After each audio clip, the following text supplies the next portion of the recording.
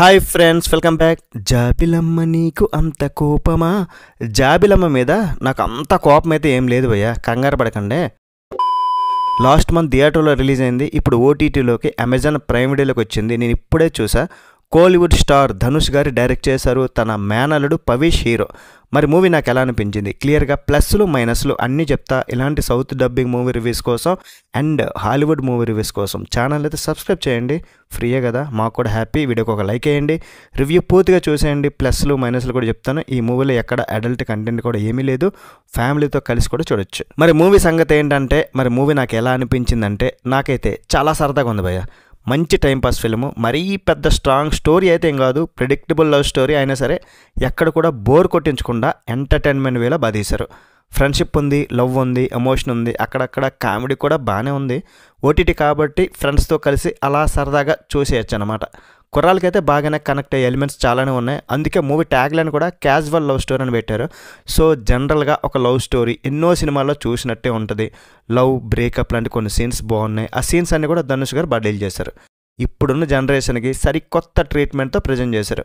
Second హాఫ్లో last క్లైమాక్స్లో heroine ఆ నిజం తెలుసుకునే సీన్ కానీ, ఆ విషయం ముందే చెప్పేస్తే అయిపోద్ది కదా, దాన్ని ఎందుకు దాచాలో సిల్లీగా ఇంకాస్త బెటర్గా ప్రజెంట్ చేస్తుంటే బాగున్నాను. ఆ సీన్స్లో మాత్రం సెకండ్ పార్ట్ ఉందంట, దీనికి ఇంకా ఎందుకు లీడ్ ఇచ్చారో తెలియదు కానీ శుభం కాడేది వేయలేదు మూవీకి.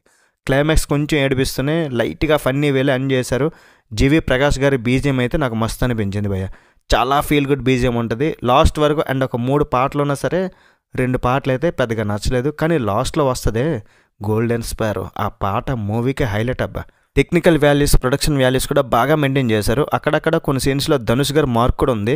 శరత్ కుమార్ గారికి అండ్ హీరోకి మధ్య వచ్చి కొన్ని సీన్స్ వచ్చినప్పుడు ఆ రఘువరన్ బీటెక్ ఆ స్టైల్ మెయింటైన్ చేశారనమాట.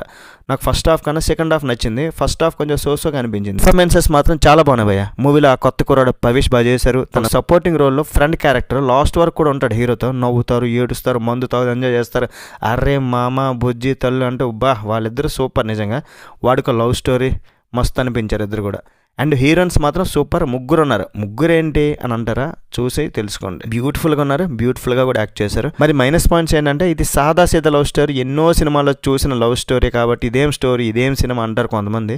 లవ్ స్టోరీలో ట్విస్ట్లు ఎక్స్పెక్ట్ చేసే వారికి, కొత్తదనం కోరుకునే వారికి పెద్దగా చూడడానికి అయితే ఉండదు.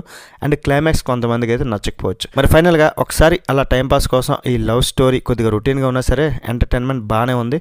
మరి ఫైనల్గా మరి ఈ మూవీకి మా ఓల్డ్ సినిమా టాక్స్ ఇచ్చే రేటింగ్ ఎంతంటే 3/5.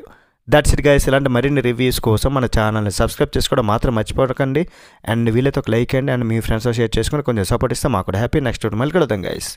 బై బాయ్ అండ్ జై హింద్.